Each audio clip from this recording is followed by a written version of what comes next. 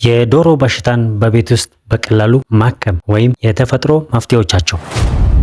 ሰላም ጤና ይስጥልን የቻናሌ ቤተሰቦች፣ ዶሮዎቻችሁ በድንገት ሲታመሙ መኖ መብላት ሲያቆሙ አይታችሁ ትጨነቃላችሁ? ብዙ ጊዜ መድኃኒት መግዛት ሳያስፈልገን በቤታችን ባሉ ቀላል ነገሮች ዶሮዎቻችንን ማዳን እንችላለን። ዛሬ ዶሮዎቻችሁ ከሞት የሚታደግ 3 አስገራሚ የቤት ውስጥ መፍትሄዎቻችሁን አሳያችኋለሁ። እስከ መጨረሻው አብራችሁን ቆዩ።